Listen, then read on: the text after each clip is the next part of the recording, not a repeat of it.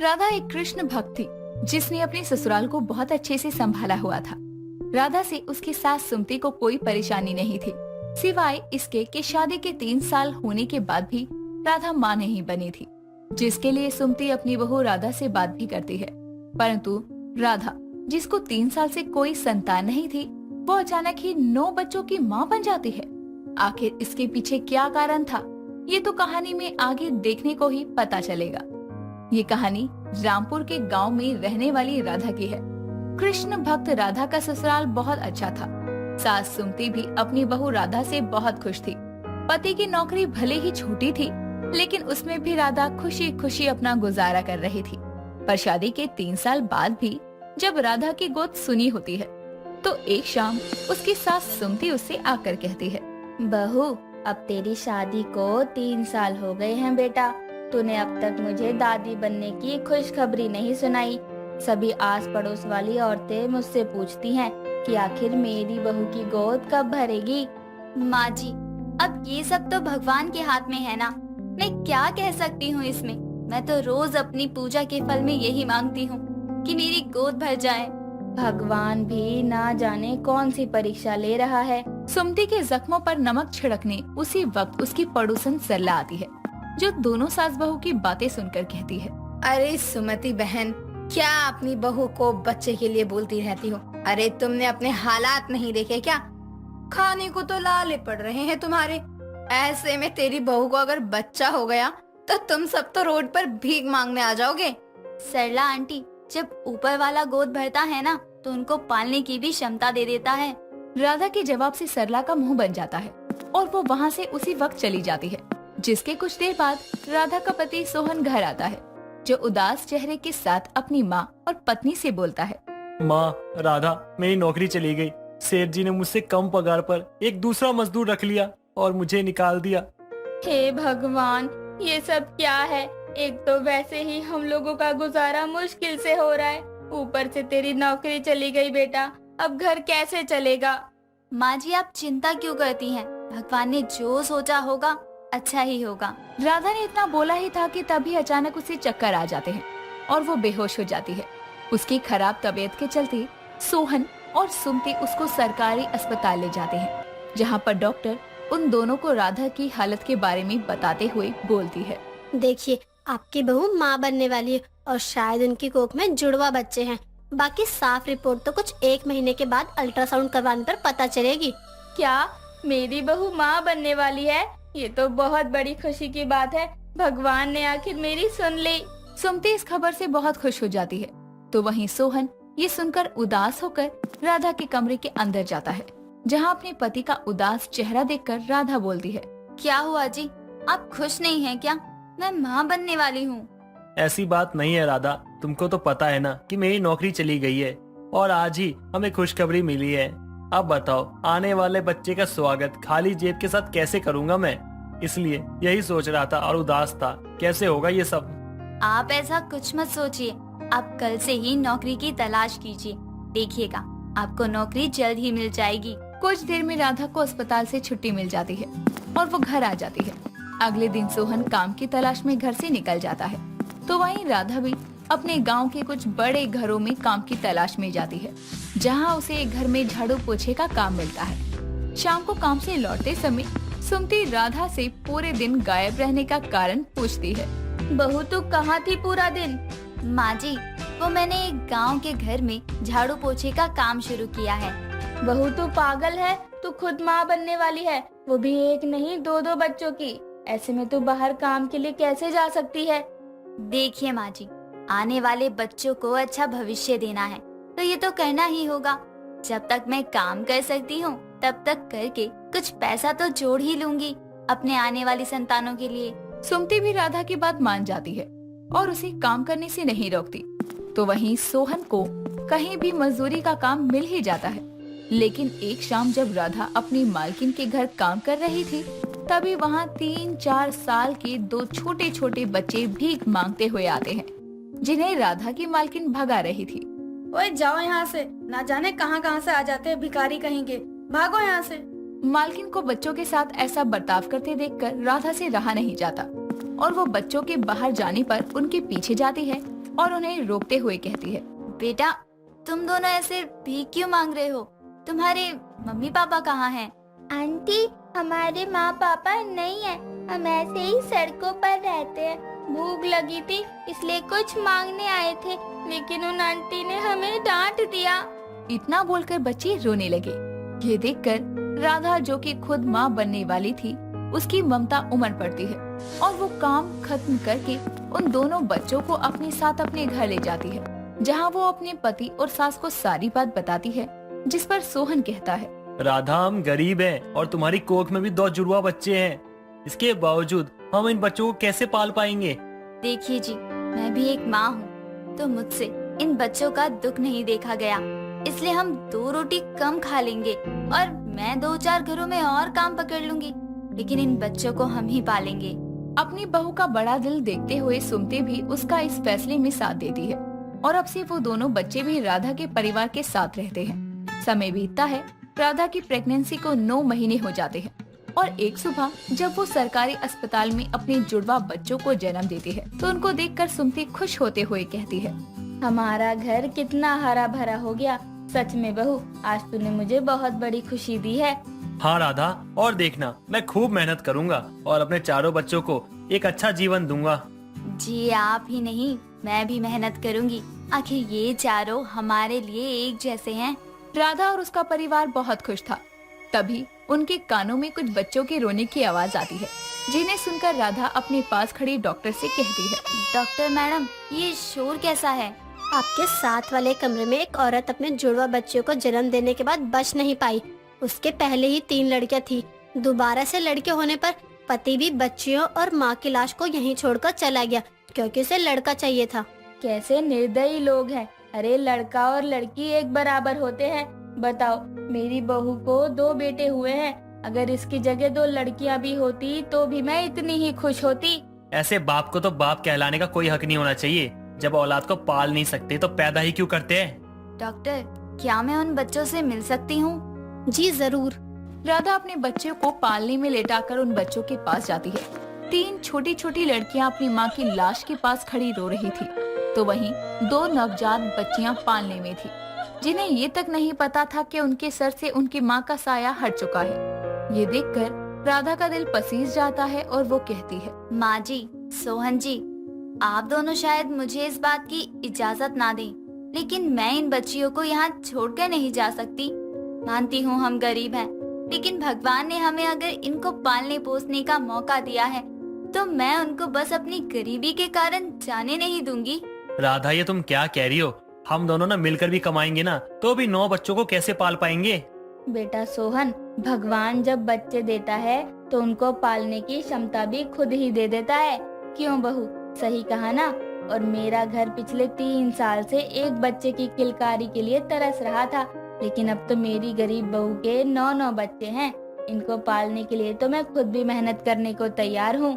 आप लोगों के विचार सच में बहुत अच्छे हैं, इसलिए मैं सरकार से मदद की मांग करूंगी कि इन सभी बच्चों की पढ़ाई और पालन पोषण के लिए आपको सरकारी मदद मिले। मैडम, ये मदद मिले ना मिले, लेकिन अब से ये मेरी बच्चियां हैं और मैं इनको किसी चीज की कमी नहीं होने दूंगी। राधा उन बच्चियों की माँ का अंतिम संस्कार करवाकर अपने 9 बच्चों के साथ घर आती है। सुमति दिन में बच्चों को संभालती और राधा व सोहन उनके पालन पोषण के लिए मेहनत करते। राधा और उसका पूरा परिवार गांव के लिए एक मिसाल बन जाता है कि गरीब होकर भी वो बेसहारा बच्चों का पालन पोषण कर रहे हैं। मोहिनी एक बीटीएस लवर थी और उसकी जिद थी कि वो शादी करेगी तो सिर्फ बीटीएस के 7 सदस्य से ही। अब अपनी बीटीएस लवर ननद के सर से उसकी भाभी कैसे उसका बीटीएस का भूत उतारती है, चलिए जानते हैं। मोहिनी एक रात अपने कमरे में बैठकर इंस्टाग्राम पर रील्स देख रही थी। तभी उसके फोन में साउथ कोरिया के फेमस बॉय बैंड बीटीएस की एक वीडियो आती है, जिसे देखकर मोहिनी कहती है, अरे ये कौन है? देखने में तो बहुत ही स्मार्ट लग रहा है, लेकिन इसका नाम क्या है? BTS? ये कैसा नाम है? गूगल पर देखती हूँ। इतना कहकर अब मोहिनी गूगल पर बीटीएस के बारे में सर्च करती है, जहाँ से उसे बीटीएस के बारे में बहुत कुछ पता चलता है। ये जानकर मोहिनी उसके बारे में और भी जानने के लिए सर्च करती है, फिर उनके मोस्ट फेमस सॉन्ग सुनती है। ये सब देखकर मोहिनी खुद से कहती है। अरे वाह, ये तो एक नहीं बल्कि 7 गबरू जवान लौंडे हैं और सारे के सारे दिखने में कितने क्यूट हैं। मेरा तो दिल आ गया इन पर। हे भगवान, अगर तू है तो मेरी झोली में से इनमें से एक को डाल दे। जिन, शुगा, जेहो, आरएम, जिमिन, वी और जंकुक कोई भी चलेगा। अगर कोई एक नहीं तो सब ही मिल जाएं। मोहिनी इतना कह ही रही होती है, तभी वहाँ पर उसकी भाभी सुमन आ जाती है, जो कि उसे रात में जागते हुए देखकर कहती है। अरे क्या हुआ, इतनी रात को जोर जोर से क्यों चिल्ला रही है? कोई भूत देख लिया क्या? मम्मी जी, आप मुझसे कहती है ना कि मैं बिगड़ी हुई हूँ, मेरा दिमाग खराब है, लेकिन यहाँ आपको आपकी बेटी दिखाई नहीं देगी। वो पूरे 7 लड़कों से शादी करना चाहती है। हे राम, ये क्या कह रही है सुमन? बता मोहिनी, क्या ये सच कह रही है? कौन है वो 7 लड़के? अरे माँ, ये सब साउथ कोरिया के हैं। मतलब अब तू शादी करने कोरिया जाएगी? हे भगवान, कोई इसको अकल दो। ये लड़की तो पागल हो गई है। रात में फोन चलाने का यही अंजाम होता है। इस फोन को एक कोने में रख और सो जा, समझी? कल कॉलेज का पहला दिन है। इतना कहकर अब दोनों सास बहू वहाँ से चली जाती है। अगली सुबह मोहिनी लेट उठती है और फिर जल्दीबाजी में वो कॉलेज जाती है, जहाँ उसे एक लड़की मिलती है, पूनम, जिससे उसकी दोस्ती भी हो जाती है। पूनम उस दिन पर्पल ड्रेस पहनकर आई थी, जिसे देखकर मोहिनी कहती है। अरे वाह पूनम, तुम्हारी ये पर्पल ड्रेस तो बहुत सुंदर लग रही है। मुझे भी पर्पल कलर बीटीएस की वजह से बहुत पसंद है। क्या कहा? तुम भी बीटीएस लवर हो? तुम्हें बीटीएस में कौन सबसे ज्यादा पसंद है? मुझे तो उनमें से वी सबसे ज्यादा अच्छा लगता है। मुझे तो सब पसंद है। अरे पर कोई एक तो होगा जो तुम्हारा बायस हो। नहीं यार, मुझे तो सातों के सातों चाहिए। अरे तुम्हें पता है कल ना बीटीएस का सिनेमा कॉन्सर्ट है, तो रात 9 बजे की टिकट बुक हुई है। मेरे पास एक टिकट एक्स्ट्रा है, तुम चलोगी बताओ? अरे नेकी और पूछ पूछ, जरूर जाऊंगी। कुछ देर बाद अब दोनों ही अपने घर चली जाती हैं। यूं ही एक दिन और बीत जाता है और मोहिनी को पता था कि उसकी माँ उसे बीटीएस सिनेमा कॉन्सर्ट में जाने नहीं देगी, तो वो अपनी माँ और भाभी से बहाना बनाते हुए कहती है। माँ, भाभी, आज रात को मैं घर नहीं आऊंगी, सीधा कल सुबह ही वापस आऊंगी। क्यों ननद जी, कहाँ जा रही हो? आज रात आपको कहीं किसी लड़के के साथ तो नहीं जाना? अगर जा रही हो किसी के साथ तो मुझे बता दो। अरे भाभी, आप क्या कह रही हो? आज मेरी एक दोस्त के घर माता का जगराता है, तो मैं वहीं जा रही हूँ। अच्छा, ऐसा कौन सा जगराता हो रहा है जो रात भर चलने वाला है? कहीं झूठ बोलकर कुछ गलत तो नहीं कर रही है ना? अरे नहीं माँ, वहाँ पर आज 7 देवताओं का जगराता होने वाला है। अभी तो तू कह रही थी कि माता का जगराता है। अरे माँ, अब आप भी भाभी की तरह ही सवाल कर रही हो। एक तो मैंने सोचा कि पूजा पाठ में भगवान की आस्था में लीन रहूं, लेकिन आप तो ऐसा चाहती ही नहीं है। अच्छा ठीक है, ड्रामा मत कर, जा। अब मोहिनी खुश होकर वहाँ से चली जाती है और रात भर बीटीएस लवर्स के साथ थिएटर में बीटीएस का सिनेमा कॉन्सर्ट एंजॉय करती है और सुबह जब अपने घर आती है तो गाना गाती है। हरुमानो बनेगा हमके हर सुइताम्यान। मोहिनी गाना गा ही रही थी कि तभी वहाँ पर उसकी भाभी आ जाती है और उसे यूं गाना गाते हुए देखकर वो कहती है। ननद जी, आप तो जगराते में गई थी ना, फिर ये कौन सा भजन गा रही हो? कितना अजीब लग रहा है, और ये कौन सी भाषा है? अरे वो भाभी, ये जो भजन है, मेरी जो दोस्त है ना, उसकी फैमिली के सभी लोग पढ़े लिखे और मॉडर्न है, तो उन्होंने जगराते में ऐसे ही भजन गाए थे। अच्छा जी, जरा 1-2 भजन मुझे भी सुनाना। मोहिनी सुमन को एक और बीटीएस सॉन्ग सुनाती है और ये सब सुनकर सुमन मोहिनी से कहती है। ननद जी, आप सच सच बताना, कल रात आप जगराते में नहीं गई थी ना? क्योंकि आप जिन 7 देवताओं के जागरण में गई थी, उनका ये भजन मैंने भी सुना है, जिसमें 4 चिकने चिकने लड़के डांस करते हैं और उनकी छोटी छोटी आंखें होती है। क्यों, सही कहा ना मैंने? अरे भाभी, धीरे बोलो, कहीं माँ ने सुन लिया तो अभी यही तांडव हो जाएगा। तभी मोहिनी के पीछे से उसकी माँ आ जाती है और उसे एक चाटा लगाकर कहती है। मुझे लगा ही था कि तू किसी जगराते में नहीं बल्कि उन 7 लड़कों को देखने गई होगी। लेकिन अब तुझे मैं इस घर से बाहर कदम नहीं रखने दूंगी। अब तेरी शादी के बाद ही तू घर से बाहर जाएगी। झूठ बोलने लगी है ना तू अब। नहीं माँ, बेशक मुझे घर से बाहर मत जाने दो, लेकिन मेरी शादी मत करवाओ। मैं सिर्फ और सिर्फ बीटीएस की हूँ। अरे ननद जी, आप पागल हो गई हो क्या? वो 7 लड़के हैं, आप कैसे कर सकती हो 7 से शादी?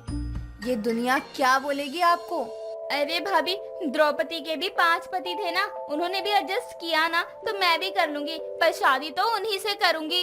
वो पुराना जमाना था ननद जी, और ये नया जमाना है।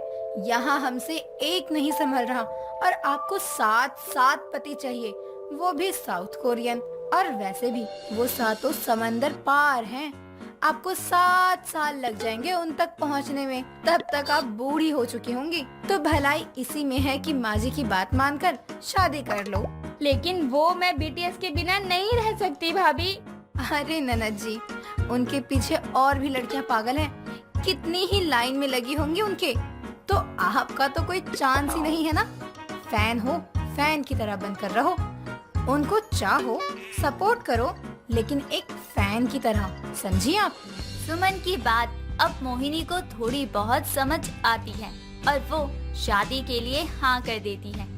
जिसके बाद उसके घर पर एक दिन लड़के वाले आते हैं। मोहिनी से लड़के की माँ गाना सुनाने को कहती है और मोहिनी बीटीएस का ही एक सॉन्ग गाती है और लड़के की माँ को उसका गाना बहुत ही पसंद आता है, क्योंकि वो भी एक बीटीएस फैन थी। जिसके बाद लड़के की माँ अपने बेटे से मोहिनी की शादी तय कर देती है। और जब मोहिनी अपनी शादी के लिए लहंगा लेने जाती है तो मोहिनी अपनी माँ से कहती है, अरे माँ, मुझे ना पर्पल कलर का लहंगा लेना है। अरे पर शादी में दुल्हन को लाल लहंगा ही पहनना चाहिए, शुभ माना जाता है। लेकिन माँ, बीटीएस का तो पर्पल कलर ही शुभ माना जाता है ना। अरे तेरी शादी अमन से हो रही है, बीटीएस से नहीं। तभी सुमन बीच में बोल पड़ती है, अरे माँ जी, मेरी ननद बीटीएस लवर है, तो वो पर्पल ही कलर लेंगी ना। आप देख लेना, लहंगा भी वो पर्पल ही लेंगी। हे राम, अब मैं क्या करूं इस बीटीएस लवर ननद का और इसकी पगलेट भाभी का। इतना कहकर वो सर पर हाथ रख लेती है। नेहा बहुत ही मतलबी लड़की थी जो हमेशा अपना अपना ही सोचा करती। उसके किसी काम से अगर किसी को नुकसान भी हो जाए तो उसे कोई फर्क नहीं पड़ता था। वो बस अपना ही फायदा देखा करती। अपनी बेटी की इस आदत को देखकर उसकी माँ नीलम उसे बहुत समझाती थी, लेकिन नेहा अपनी माँ की बातों पर कोई ध्यान नहीं देती थी। एक दिन नेहा अपने दोस्तों के साथ सिनेमा हॉल के सामने खड़ी अपनी फ्रेंड रूबी का इंतजार करते हुए अपने दूसरे दोस्त से कहती है, यार, मैंने रूबी को कितनी बार बोला है कि जब हम मूवी देखने के लिए जाया करे तब तो तू टाइम से आ जाया कर, लेकिन उसकी लेट करने वाली आदत जाती नहीं है। अब मूवी भी शुरू हो जाएगी और हम यहीं खड़े होकर महारानी का वेट करते रह जाएंगे। यार, तू अब उसे कोसना बंद कर, आती ही होगी। तुझे पता है ना कि वो अपनी मौसी के साथ रहती है और उसकी मौसी उसे जल्दी बाहर नहीं निकलने देती। अगर उन्हें पता चला कि रूबी मूवी देखने गई है तो उसकी खैर नहीं। फिर भी वो हमारे लिए झूठ बोल कर आ रही है। ये तो सोच, हमेशा बस अपना ही अपना सोचती है। ज्यादा मत बोल अब तू। अगर मैं सिर्फ अपना सोच रही होती ना तो यहाँ तुम्हारे साथ खड़ी होकर रूबी का इंतजार नहीं कर रही होती, बल्कि हॉल में जाकर आराम से बैठकर मूवी देख रही होती। ये झूठ तू किसको बोल रही है? हमें अच्छी तरह से पता है कि तू यहाँ सिर्फ इसलिए खड़ी है क्योंकि टिकट रूबी के पास है और उसके बिना तो एंट्री नहीं हो सकती, वरना अब तक कब का अंदर जा चुकी होती तुम मूवी देखने। अब तो कुछ ज्यादा ही बोल रही है। मुझे तुम लोगों के साथ जाना ही नहीं है, मैं जा रही हूँ घर। नेहा इतना कहकर जैसे ही घर जाने के लिए पीछे मुड़ती है, तभी रूबी वहाँ आती है और नेहा को जाते हुए देखकर कहती है, तुम कहाँ जा रही हो मैडम? मैं आई और तुम चल दी। सॉरी ना, मुझे आने में थोड़ी सी लेट हो गया। मैं घर जा रही थी, तुझे आने में देरी हो गई थी और यहाँ के लोग मुझे ही सुना रहे थे कि मैं हमेशा बस अपना ही सोचती हूँ, तो मैंने सोचा मैं घर ही चली जाती हूँ। हाँ, तो गलत क्या बोला? जो सच था वही बोला मैंने भी। मैं तो अभी भी वही बोल रही हूँ कि तू बस हमेशा अपना अपना सोचने वाली लड़की ही है। अरे यार चुप करो तुम दोनों। हम यहाँ एंजॉय करने आए हैं या एक दूसरे के साथ लड़ने आए हैं? अब कोई किसी को कुछ नहीं बोलेगा। चलो सब अंदर चलते हैं। रूबी इतना कहकर अपने सभी दोस्तों को लेकर मूवी हॉल के अंदर जाती है। मूवी देखने के बाद सभी लोग लंच के लिए रेस्टोरेंट जाते हैं, जहां बिल आने पर नेहा सिर्फ अपने खाने के पैसे देकर फोन पर बात करने के बहाने से वहां से उठकर चली जाती है, जिस पर उसकी दूसरी दोस्त रूबी से कहती है, देखा तूने इसे, ये सिर्फ अपना ही सोचने वाली लड़की है। यहाँ भी इसने सिर्फ अपने खाने के पैसे ही दिए हैं। कितनी मतलबी लड़की है ये, पता नहीं इसकी अपने पति के साथ कैसी निभेगी। जाने दे यार, हम दे देते हैं, दोस्त तो हमारी ही है ना, अब इसे अलग तो नहीं कर सकते। और इसके इस अपना सोचने वाली आदत से हम सभी वाकिफ हैं, तो क्या बार बार बोलना। इसीलिए मुझे इसके साथ कहीं भी जाने का मन नहीं करता है, इसलिए ये कहती भी है तो मैं इसके साथ नहीं जाती हूँ। नेहा को अपने दोस्तों के साथ घूमते घूमते रात हो जाती है, जिसके बाद सभी लोग अपने अपने घर चले जाते हैं। नेहा जब अपने घर आती है तो उसकी माँ उसे रोकते हुए कहती है, नेहा बेटी, तू बाहर गई थी और फिर रात के समय लौट कर आई थी, तो मेरे लिए भी कुछ खाने के लिए ले आती। मुझे तो लगा आज तू घूमने गई है, पक्का मेरे लिए कुछ न कुछ खाने के लिए लेकर ही आएगी। इसी चक्कर में मैंने कुछ भी नहीं बनाया और नहीं खाया। माँ, आप कोई छोटी बच्ची हैं क्या? अगर ऐसा था तो आप मुझे फोन कर देती, मैं कुछ लेकर आती आपके लिए। अब मुझे सपने थोड़ी ना आ रहे हैं कि आपने नहीं खाया है कुछ। बेटा, इस घर में मेरे और तेरे सिवा है ही कौन? मुझे लगा तुझे मेरी याद आई होगी और वापस आते हुए तू मेरे लिए भी कुछ लेकर आ जाएगी, इसीलिए मैंने कुछ खाया ही नहीं। माँ, आप कुछ ज्यादा ही सोच रही हैं, और अब तो इतनी रात में कुछ मिलेगा भी नहीं। कोई बात नहीं बेटा, मैं भी भूल गई थी कि मेरी बेटी हमेशा अपना अपना ही सोचने वाली है, तो इसकी सजा आज रात भूखी रहकर ही काटूंगी मैं। लेकिन बेटा, आगे से मेरी बात हमेशा याद रखना, तू जो ये अपनी हर बात पर सिर्फ अपना अपना सोचने वाली आदत रखती है ना, इसे सुधार ले, यही तेरे लिए अच्छा होगा। नीलम इतना कहकर अपने कमरे में चली जाती है और भूखे पेट ही सो जाती है। लेकिन फिर भी नेहा को अपनी गलती का कोई पछतावा नहीं होता और वो आराम से कमरे में जाकर सो जाती है। समय बीतता है। समय के साथ नेहा की शादी एक आकाश नाम के लड़के से होती है, लेकिन शादी के बाद भी नेहा के स्वभाव में परिवर्तन नहीं आता। ऐसे ही कुछ दिन बीतते हैं। तभी एक दिन नेहा की सास मिताली और ननद राधिका खाना खाने के लिए बैठते हैं और डाइनिंग टेबल पर रोटियों की प्लेट ना देखकर नेहा से कहती है, ये क्या बहू, रोटियां कहाँ है? मैंने तुझे रोटियां बनाते हुए देखा था, लेकिन डाइनिंग टेबल पर रोटियों की प्लेट ही नहीं है। वो क्या है ना माँ जी, जब आप और ननद जी मार्केट के लिए गई थी तो मुझे बहुत जोरों की भूख लगी थी, तो सारी रोटियां मैंने खा ली। अब रोटियां नहीं हैं, एक काम करिए, आज आप दाल चावल ही खा लीजिए। लेकिन भाभी, माँ रात के समय चावल नहीं खाती, उन्हें खांसी आने लगती है, वो रोटियां ही खाती है। आपको दोबारा से रोटियां बनानी पड़ेगी।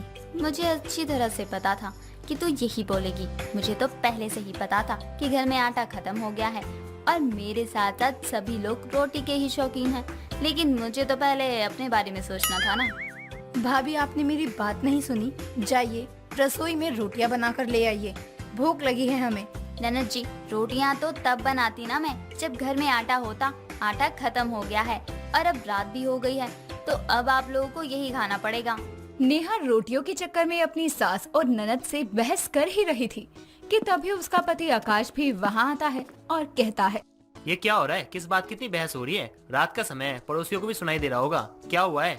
भैया देखिए, पहली बात तो ये कि जब भाभी को पता था कि घर में आटा नहीं है तो इन्हें समय रहते बता देना चाहिए था। चलो ठीक है, अगर नहीं भी बताया तो एक दिन खुद चावल खा लेती अगर इतनी ही भूख लगी थी तो।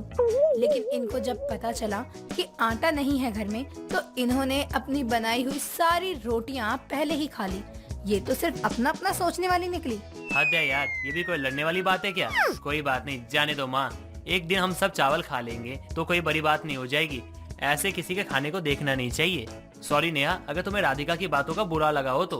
मुझे क्यों बुरा लगेगा, मैंने तो अपना पेट पहले ही भर लिया है। कोई बात नहीं आकाश जी, मुझे बुरा नहीं लगा। थोड़ी देर बाद सभी लोग खाना खाकर अपनी अपनी कमरों में सोने के लिए चले जाते हैं। समय बीतता है। एक दिन मिताली अपना सर पकड़कर घर के हॉल में बैठी हुई थी। तभी नेहा वहाँ आती है, जिसे देखकर मिताली कहती है, बहू, मेरे सर में बहुत दर्द हो रहा है, ऐसा लग रहा है अभी सर दर्द से फट जाएगा। बहू, जल्दी से मेरे सर की मालिश कर दे। माँ जी, मैं रसोई में अपने लिए चाय बनाने जा रही थी क्योंकि मेरी चाय का समय हो गया है। अगर मैंने अभी चाय नहीं पी तो आपकी तरह मुझे भी अपना सर पकड़कर बैठना पड़ेगा। मैं बस यूँ गई और यूँ आई। नेहा इतना कहकर रसोई में जाकर अपने लिए चाय बनाने लगती है। नेहा और मिताली की सारी बातें उनसे कुछ दूर खड़ा आकाश सुन रहा था, जिसे सुनकर उसे बहुत गुस्सा आता है और वो अपने कमरे में जाता है और तेल लाकर अपनी माँ के सर की मालिश करने लगता है। तभी नेहा वहाँ आती है और कहती है, आकाश, आप क्यों मालिश कर रहे हैं माँ जी के सर की? मैंने कहा तो उनसे कि मैं अभी चाय पीकर आती हूँ। वो क्या है ना, ये मेरी माँ है तो इनकी तकलीफ से मुझे फर्क पड़ेगा ना, तुम्हें थोड़ी ना पड़ेगा। तुम्हारे लिए तो चाय इम्पोर्टेंट थी। मेरी माँ की तकलीफ से पहले मुझे ये तो पता था कि तुम हमेशा अपने बारे में सोचती हो, लेकिन तुम्हें किसी की तकलीफ से भी फर्क नहीं पड़ता है। ये आज मुझे पता चल गया है। अगर ऐसा ही ना कोई तुम्हारे साथ करता तो तुम्हें कैसा फील होता। इतना मतलबी होना भी ठीक नहीं है। अपने पति की बात सुनकर नेहा को अपनी गलती का एहसास होता है, जिसके बाद वो अपनी सास से अपनी गलती की माफी मांगती है और आगे से अपने साथ साथ अपने से जुड़े लोगों के बारे में भी सोचने का वादा करती है। कांता अपनी बेटी प्रतिमा की शादी के लिए काफी चिंता में थी, क्योंकि प्रतिमा जन्म से ही बहरी थी।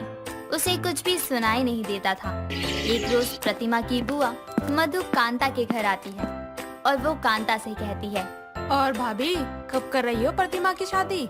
देख ही तो रही हूँ दीदी, लड़का ना जाने कैसी किस्मत लिख दी मेरी बच्ची की भगवान ने। ये बातें चल ही रही होती हैं कि कांता की बहू खुशी चाय लेकर वहाँ आती है और अपनी सास की बातें सुनकर बुआ से कहती है, बुआ जी, माँ जी तो लगातार कोशिश कर रही हैं कि प्रतिमा के लिए कोई अच्छा सा लड़का मिल जाए। कोई नहीं, टेंशन की बात नहीं है। मैं एक रिश्ता बताती हूँ, बहुत अच्छा घर परिवार है। हाँ हाँ दीदी, बात करो ना, क्या कैसे है? कुछ दिनों बाद मधु के कहने पर प्रतिमा को लड़के वाले देखने आते हैं। प्रतिमा को बस सुनने में दिक्कत होती है, बाकी उसमें कोई कमी नहीं थी। वो बेहद सुंदर थी। तभी प्रतिमा लड़के वालों के लिए चाय लेकर आती है और प्रतिमा को देखकर लड़का राहुल कांता से कहता है, क्या हम अकेले में बात कर सकते हैं आंटी जी? हाँ बेटा जरूर। खुशी, प्रतिमा को कमरे तक ले जा। प्रतिमा को तो कुछ समझ नहीं आता कि क्या चल रहा है क्या नहीं, क्योंकि उसे कुछ सुनाई ही नहीं देता। लेकिन अब जब प्रतिमा को सुनाई नहीं देता तो वो लड़के के सवालों का जवाब कैसे देती? इसके लिए खिड़की के पास उसकी भाभी खुशी खड़ी होती है और जैसे ही राहुल प्रतिमा से कहता है, आपको मैं पसंद हूँ? हाँ हाँ हाँ। आपको मैं पसंद हूँ? मुझे तो आप पहली नजर में पसंद आ गई थी। वैसे आप कितनी पढ़ी लिखी हैं? तभी खुशी प्रतिमा को हाथ पर दिखाते हुए लिखने का इशारा करती है तो प्रतिमा राहुल से कहती है, मैंने एमए किया है। Very good. आप खाना तो बना लेती है ना? खुशी उसे फिर से इशारा करते हुए समझाती है तो प्रतिमा बोलती है, हाँ जी, मुझे सब आता है। मुझे बस इतना ही पूछना था। मेरी तरफ से तो हाँ है। राहुल बाहर आकर कांता से कहता है, आंटी जी, मुझे प्रतिमा पसंद है। मुबारका जी, मुबारका। हमें भी आपका लड़का पसंद है। रिश्ता फिक्स हो गया। इस बात से कांता और खुशी बहुत खुश होती हैं, क्योंकि राहुल को पता तक नहीं चलता कि प्रतिमा को सुनाई नहीं देता है। जिस पर कांता अपनी बहू से कहती है, गजब की एक्टिंग की है, लड़के को तो पता भी नहीं चला। बस अब शादी अच्छे से निपट जाए। हाँ माँ जी, बस मेरी ननद की शादी हो जाए अच्छे से, अब मैं यही चाहती हूँ।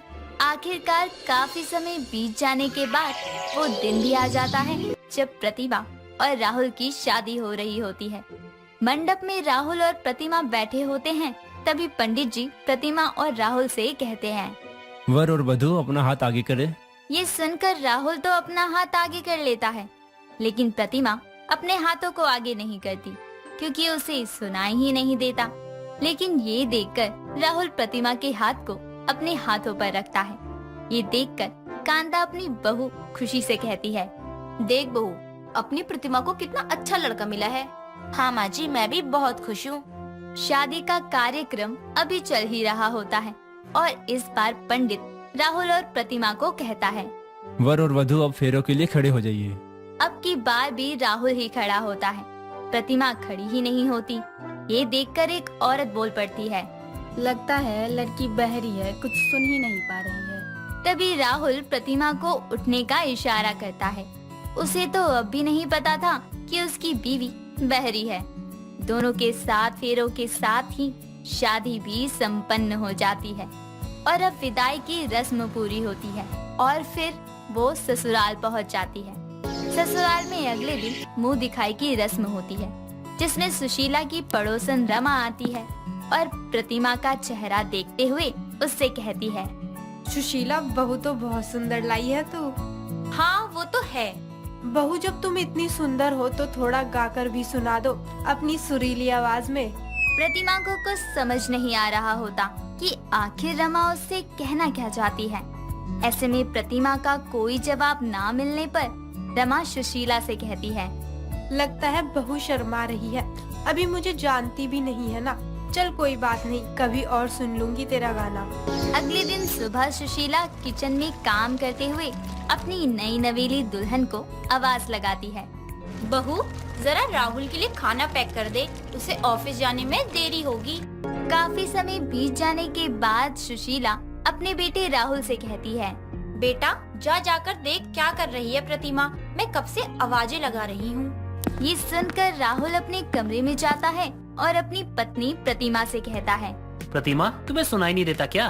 माँ कब से तुम्हें आवाजें लगा रही है। प्रतिमा अभी भी बहुत नॉर्मल थी, जिससे राहुल को और गुस्सा आ जाता है और वो प्रतिमा पर चिल्ला कर कहता है, लेकिन प्रतिमा को अभी कोई फर्क नहीं पड़ता। अब राहुल प्रतिमा को हिलाते हुए कहता है, तुम्हें सुनाई नहीं देता? प्रतिमा उसे इशारे में बताती है कि वो सुन नहीं सकती। ये जानकर राहुल वहीं बैठकर अपने सर पर हाथ रख लेता है और खुद से कहता है, हो गया कल्याण, माँ तो अब मुझे ताने दे देकर खा जाएगी। राहुल बोल ही रहा होता है कि तभी सुशीला वहाँ आ जाती है और राहुल को देखकर कहती है, तू यहाँ आकर बैठा है, तुझे मैंने बहू को बुलाने भेजा था ना, ऑफिस नहीं जाना तुझे? माँ, प्रतिमा को सुनाई नहीं देता है। क्या सुनाई नहीं देता? मैंने इसलिए तो तुझे भेजा था। माँ, उसे कुछ सुनाई नहीं देता है। ये तू क्या बोल रहा है? क्या सुनाई नहीं देता बहू को? आपकी बहू को कुछ सुनाई नहीं देता है, वो बहरी है। ये क्या बोल रहा है तू? माँ, मैं मजाक नहीं कर रहा। मतलब मेरी बहू बहरी है? ये सुनकर सुशीला अपनी बहू की तरफ देखते हुए कहती है, तुझे पता था कि तू सुन नहीं सकती, तो पहले बताया क्यों नहीं? माँ, अब आप चुप हो जाओ।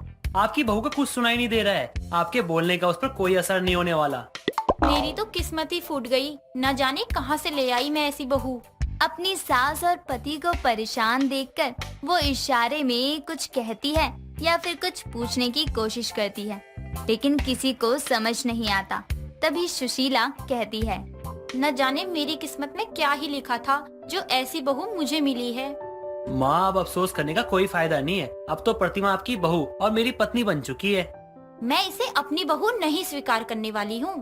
माँ, आप जो भी हो, प्रतिमा मेरी पत्नी है और मुझे अपनी पत्नी से कोई प्रॉब्लम नहीं है। इसे छोड़ा मायके, मैं इसे नहीं रख सकती।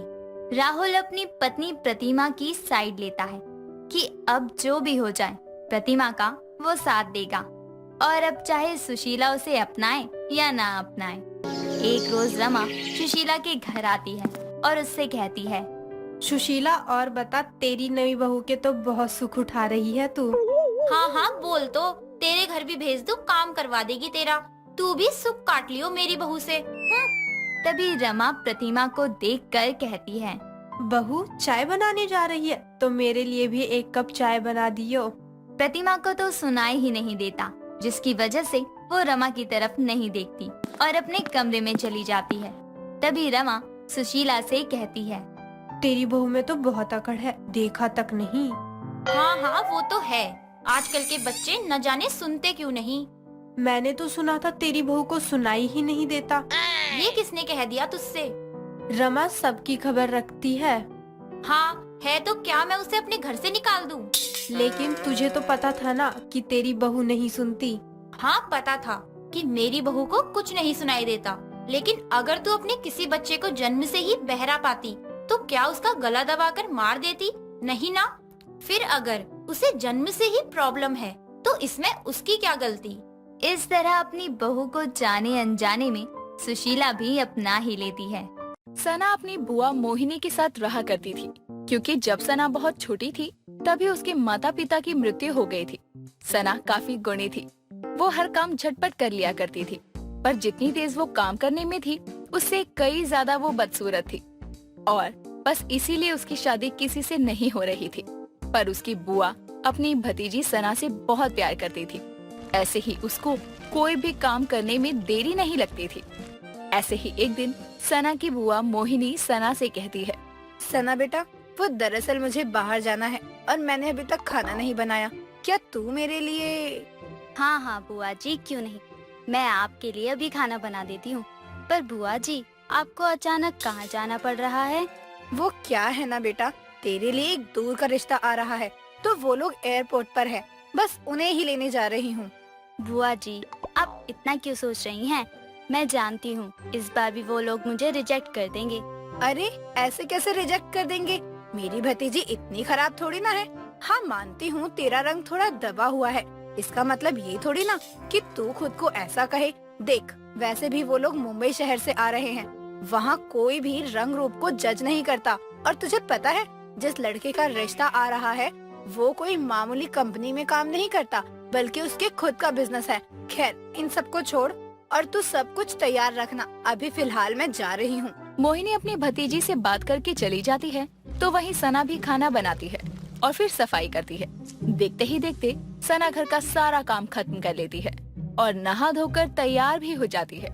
अब थोड़ी देर बाद जब मोहिनी लड़के वालों के साथ आ जाती है तो मोहिनी का चमकता हुआ घर देखकर लड़के की माँ सुनीता मोहिनी से बोलती है, मोहिनी बहन, तुम्हारा घर तो काफी चमक रहा है। सारी चीजें एकदम सही जगह पर परफेक्ट तरीके से रखी हुई हैं। आखिर इस घर की देखभाल भी तो मेरी भतीजी ही करती है।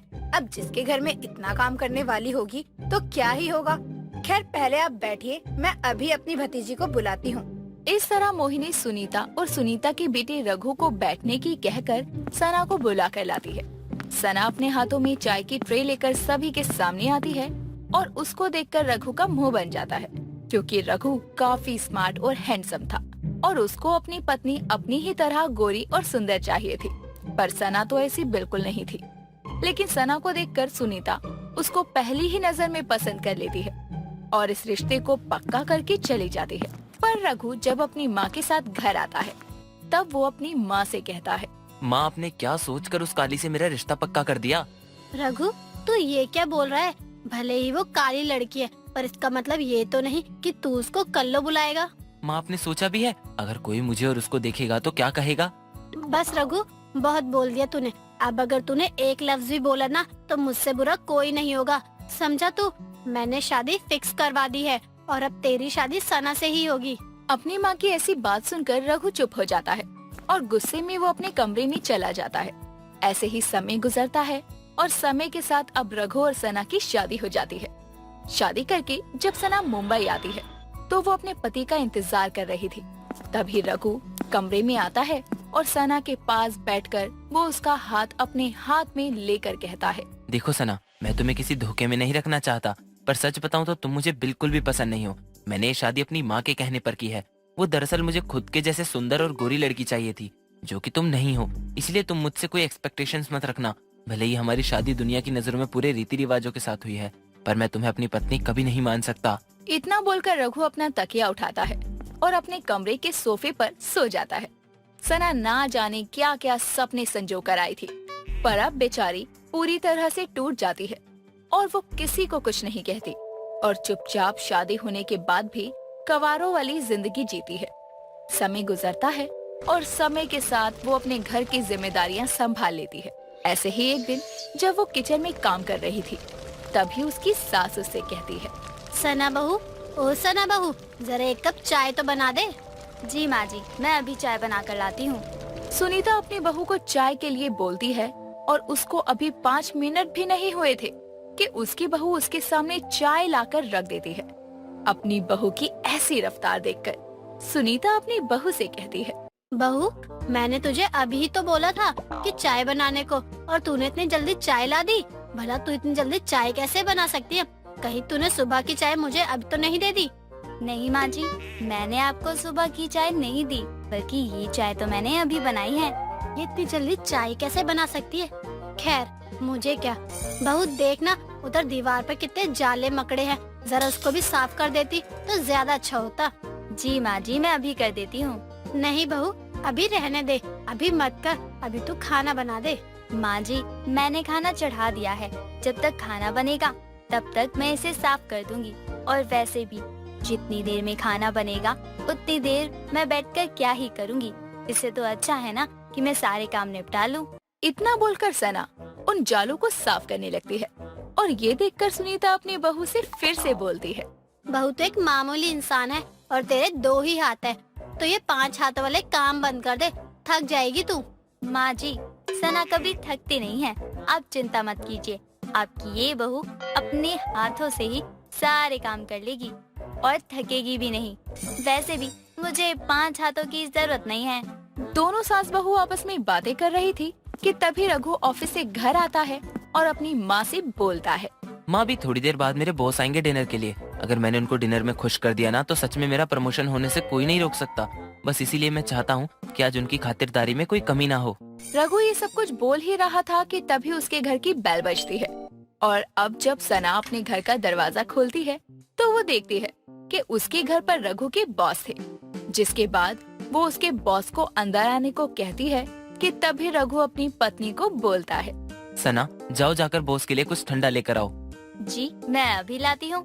वो जल्दी से जाती है और 2 ग्लास में कोल्ड ड्रिंक डालकर ले आती है। उसके वहाँ आते ही रघु सना से बोलता है, सना, बॉस यहाँ डिनर के लिए आए हैं, जाओ जल्दी कुछ बना दो। जी रघु जी, मैं अभी बना कर लाती हूँ। सना अब इधर उधर भागते हुए काम करने लगती है।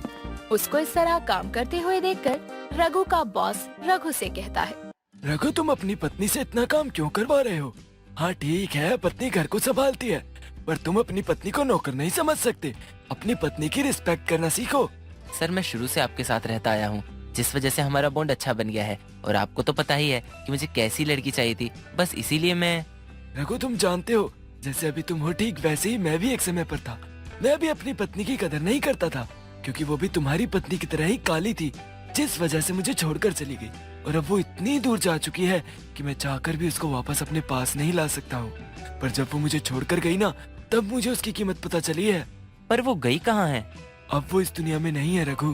अपनी बॉस की बातें सुनकर कहीं न कहीं रघु को भी एहसास था कि वो भी अपनी पत्नी के साथ वही कर रहा है जो उसके बॉस ने अपनी पत्नी के साथ किया था। रघु को अपने किए पर पछतावा होता है और अपने बॉस के जाने के बाद वो अपनी पत्नी से माफी मांगता है और उसकी पत्नी उसे माफ भी कर देती है। जिसके बाद वो अपने पति और सास के साथ खुशी से रहती है। पर वो अपनी स्पीड में कोई कमी नहीं रखती और उसकी ऐसी स्पीड देखकर सुनीता बोल पड़ती है, ये है मेरी 5 हाथों वाली बहू।